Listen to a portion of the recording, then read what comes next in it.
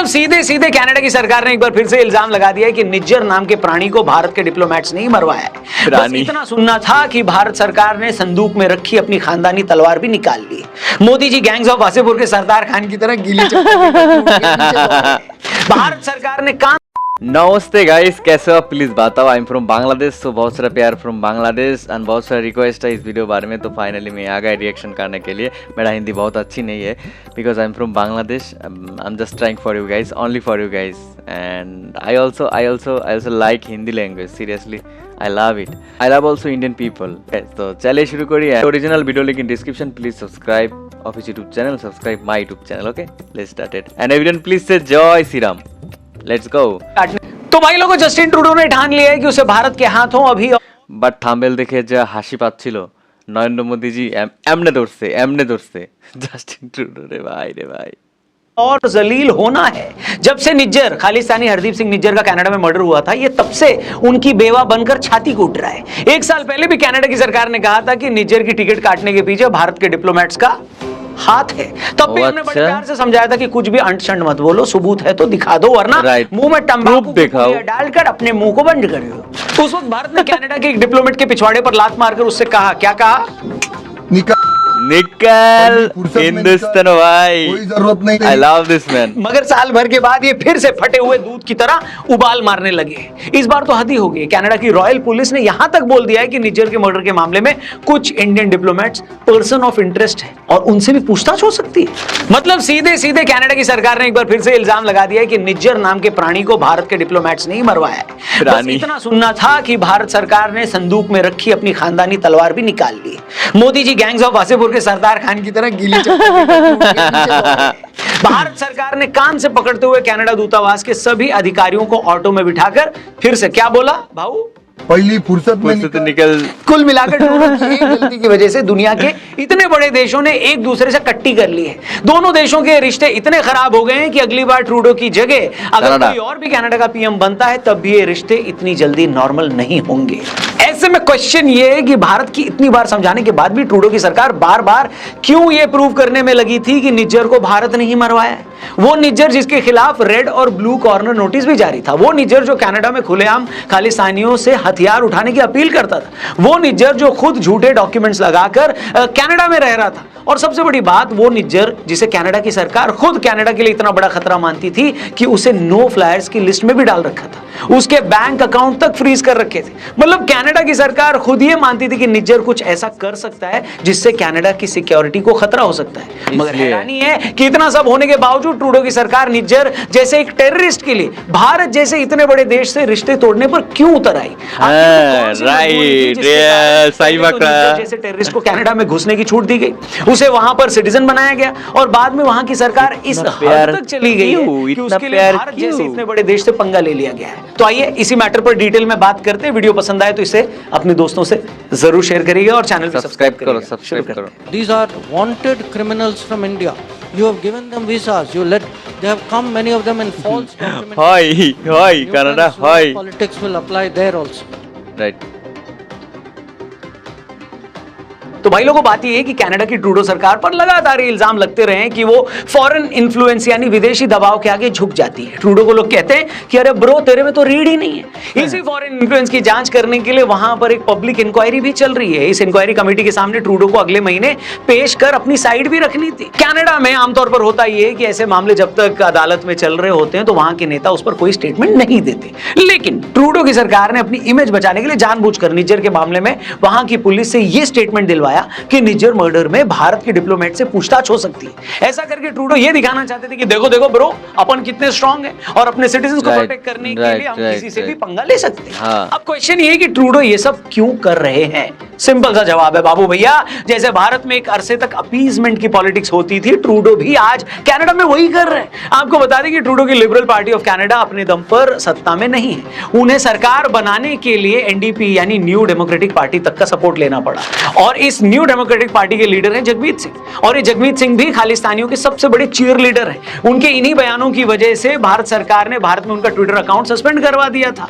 उन्हें भारत आने की इजाजत नहीं दी गई। कनाडा में 10 लाख से ज्यादा भारतीय भारतीय मूल के लोग रहते हैं। इनमें बड़ी तादाद पंजाब से आकर रहने वाले लोगों की है, जिनमें एक अच्छा खासा तबका खालिस्तानियों से हमदर्दी रखता है। ऐसे में ट्रूडो की मजबूरी हो जाती है कि वो इन खालिस्तानी एलिमेंट्स को कुछ भी करने की छूट देते हैं। यही रीजन है कि ये लोग हर दूसरे दिन भारत विरोधी रैलियां निकालते हैं। रैलियां करके कनाडा में मौजूद भारतीय दूतावास के अधिकारियों को जान से मारने की धमकी तक देते हैं। पंजाब को भारत से अलग करने को लेकर जनमत संग्रह करवाते रहते हैं। वहां हर दिन ये सब होता रहता है और ट्रूडो उस भ्रष्ट पुलिस वाले की तरह, जी हाँ, उस भ्रष्ट पुलिस वाले की तरह चुपचाप ये सब देखते रहते हैं। जैसे हमारे गली मोहल्ले में चोर उचक्के माँ बहनों की चेन खींचकर भाग जाते हैं ना, और पैसे खाकर बैठा पुलिस वाला कुछ नहीं करता। राइट। इसे आप ऐसा समझिए Same कि एक in वक्त बांग्लादेश। भारत में भी बहुत सारे पॉलिटिशियंस इलेक्शन में पाकिस्तान के फेवर में स्टेटमेंट दे देते थे। यूपी के एक बड़े पॉलिटिशियन ने तो एक इलेक्शन रैली में ये तक बोल दिया था कि अगर हम सत्ता में आए तो पाकिस्तान को सस्ती बिजली देंगे। गोपाल वर्मा ने नेता भारत के दुश्मन मुल्क को लेकर ऐसी बातें क्यों कर रहा था? वजह एकदम क्लियर थी, क्योंकि उस नेता को पता था कि ऐसा बोलने से यूपी में बैठा उसका एक बड़ा वोट बैंक खुश होगा और उसे वोट मिलेगा, फिर चाहे यूपी की जनता भाड़ में जाए। ठीक यही काम ट्रूडो भी कर रहा है। आज कनाडा की कई सिक्योरिटी एजेंसीज ये बात कबूल कर चुकी हैं कि देश के कई इलाकों में खालिस्तानी एलिमेंट्स हाथ से निकल चुके हैं, मगर फिर भी सिर्फ अपने चुनावी फायदे के लिए ट्रूडो अपने देश में मौजूदा बड़े खालिस्तानी सेक्शन को खुश करने के लिए ऐसी बातें लगातार बोल रहे हैं। इसके अलावा कनाडा में पाकिस्तान की भी एक बड़ी पॉपुलेशन रहती है। इसमें बहुत सारे मुस्लिम एक्सट्रीमिस्ट भी रहते हैं। ट्रूडो की इस एंटी इंडिया पॉलिटिक्स से ये लोग भी खुश होते हैं। हम सभी जानते हैं कि कनाडा की टोटल आबादी बहुत कम है, वहां की सीटों पर बहुत कम वोटों से जीत और हार का फर्क तय होता है। अगले साल वहां इलेक्शन भी है, तो अपने इस वोट बैंक को खुश करने के लिए ट्रूडो लगातार इस तरह की पॉलिटिक्स करते रहते हैं, जिससे उनके खालिस्तानी वोट बैंक में ये मैसेज जाए कि वो भारत सरकार के खिलाफ है और निज्जर की मौत का बदला लेने की कोशिश कर रहे हैं। बहुत चालाक ब्रो। अब आप खुद बताइए, ये वोट बैंक की पॉलिटिक्स नहीं है तो और क्या है? अगर एक आम स्टूडेंट भी कनाडा के वर्किंग वीजा के लिए अप्लाई करता है या उस देश में जाकर बसना चाहता है, तो वहां की सरकार क्या देखती है? यही ना कि इस बंदे की क्वालिफिकेशन क्या है, इसका स्किल सेट क्या है, इसका बैकग्राउंड क्या है। अब बड़ा सीधा सा सवाल, जिस शासन के निज्जर के लिए ट्रूडो अपनी चूड़ियां तोड़ रहा है, छाती कूट रहा है, उसकी स्पेशलिटी क्या थी? वो रॉकेट साइंटिस्ट था क्या? उसने मंगल ग्रह पर पानी की खोज की थी? आखिर क्या वजह थी कि झूठे डॉक्यूमेंट होने के बावजूद उसके केस को फास्ट ट्रैक करके उसे कनाडा का नागरिक बनाया गया? बोलो बोलो, टेल।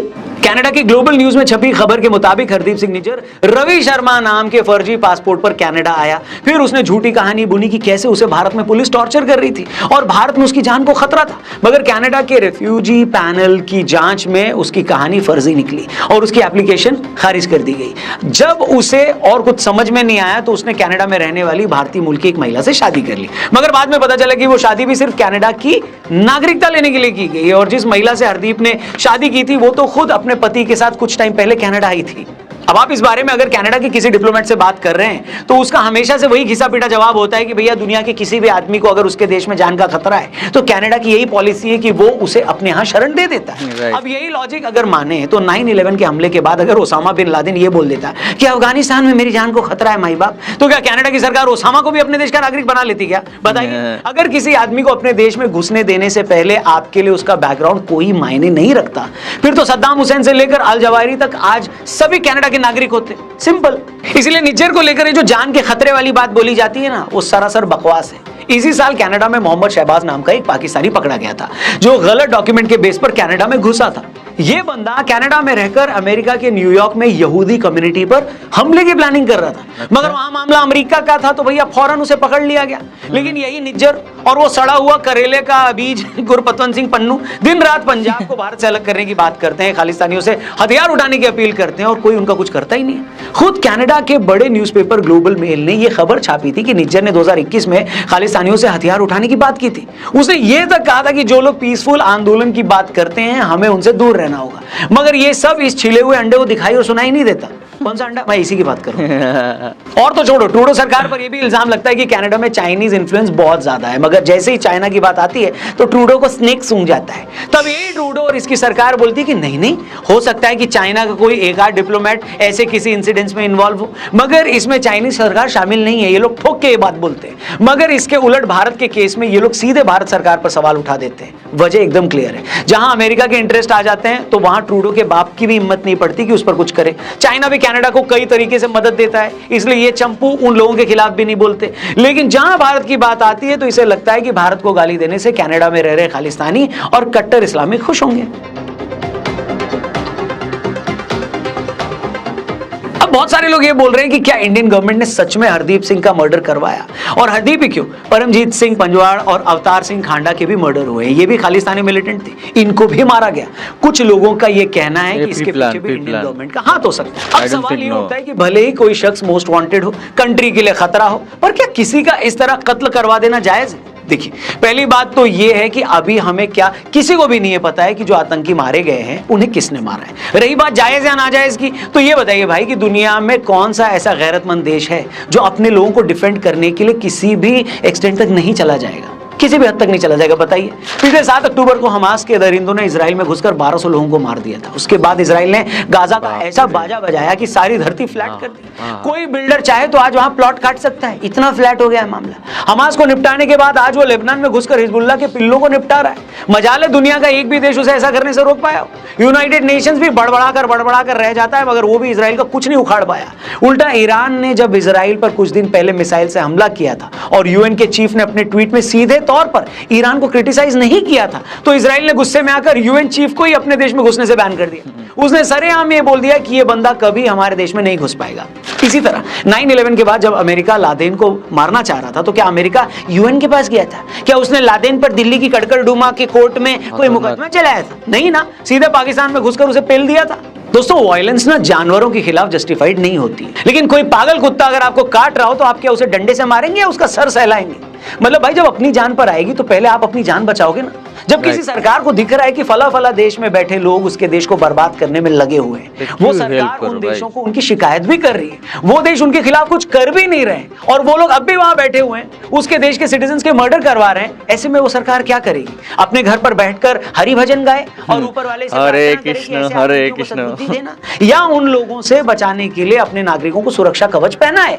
अब कुछ तो करेगी ना सरकार। हेलो, आज अमेरिका और इजराइल क्यों ये प्लान कर रहे हैं कि ईरान की न्यूक्लियर साइट्स को टारगेट किया जाए? इसीलिए क्योंकि वो नहीं चाहते कि ईरान के पास एटॉमिक कैपेबिलिटीज आए। क्यों? इन देशों को पता है कि ईरान के पास परमाणु ताकत आई तो वो इजराइल के खिलाफ इसका इस्तेमाल भी कर सकता है। अब या तो इजराइल हाथ पर हाथ रखकर बैठा रहे और ईरान और हिजबुल्लाह के अगले हमले का इंतजार करे, या फिर एक स्ट्रॉन्ग नेशन की तरह प्रोएक्टिव होकर दुश्मनों के कुछ करने से पहले ही उन्हें क्या कर दे राहुल जी? खत्म। लेकिन इस सब के बावजूद हमने ऐसा कुछ नहीं कहा है कि इन आतंकियों को किसने मरवाया। समझ रहे हो ना? ठीक है, बहुत समझदार हो यार, ज्यादा मेरे बोलने की जरूरत ही नहीं पड़ती, लेकिन इतना जरूर साफ है दोस्तों कि भारतीय डिप्लोमेट्स पर इल्जाम लगाकर और खालिस्तानियों को शह देकर ट्रूडो ने भारत से पंगा तो ले लिया है। और जैसे कि हमने कहा, चाहे गलवान घाटी हो या उरी की सर्जिकल स्ट्राइक, हम उधार किसी का रखते ही नहीं है। मालदीव के मोइजू भी राष्ट्रपति बनने के बाद बड़े उछल रहे थे। मोदी जी ने लक्षद्वीप जाकर एक सेल्फी किया, पोस्ट की, लोगों ने मालदीव जाना छोड़ दिया और इनकी इकोनॉमी की श्रीलंका लग गई। आज यही मोइजू नाक रगड़कर फिर से इंडिया आए और बोले कि मैंने तो कभी इंडिया आउट का स्लोगन दिया ही नहीं था माई बाप। इसलिए ट्रूडो, इनको भी रुक जाना चाहिए। और मोइजू की तरफ से ट्रूडो को एक मैसेज है। क्या मैसेज है बताना जरा? हम भी पहले गए थे, तुम भी पहले जाओ। तो इस पूरे मैटर पर आपका क्या कहना है कमेंट करके जरूर बताना, और ये वीडियो सही लगी हो तो इसे अपने हर एक दोस्त तक जरूर पहुंचाना, स्पेशली अगर आपका दोस्त या उस दोस्त का दोस्त या उस दोस्त के दोस्त का कोई दोस्त कनाडा में रहता है तो ये वीडियो तो पहुंचनी ही चाहिए। बाकी चैनल को भी जरूर सब्सक्राइब करके जाइएगा। Thank you for watching. जल्दी मिलते हैं एक और कनाडा से कौन-कौन देखते हैं? जय हिंद, वंदे मातरम। তো guys thank you so much for watching this video. And আমি বুঝি না, মানে একটা দেশের প্রধানমন্ত্রী তার দেশের একজন অন্য দেশের একজন লোক, সে তারই দেশে জনগণকে মারতেছে, অথচ তিনি কিছুই বলতেছে না, তিনি হরিভজন করতেছে। মানে হোয়াট ইজ দিস ননসেন্স? কুছ তো গড়বড়ে দয়া। হ্যাঁ, এত সহজ। আর বলতেছে যে মার্ডারের একমাত্র কারণ হচ্ছে ইন্ডিয়ারে ব্লেম দিচ্ছে। আসল কাহিনী কি সেটা তো দর্শক বুঝতে পারছে। ঠিক আছে ভাই, এমনি কইরে বুঝছি, কোনো কারণ ছাড়া তো হয় না এগুলা, অবশ্যই কোনো কারণ আছে। কিছু বলতেছে না, নিজের দেশের জনগণকে মারতেছে, অন্য দেশের একজন মানুষ সিটিজেন দেশে দিয়ে দিছো কেন ভাই? ঠিক আছে, তো নমস্কার once again and thank you so much for watching, and guys everyone please subscribe my YouTube channel and please बोलिए जय श्री राम, हर हर महादेव, yes, नमस्ते, bye।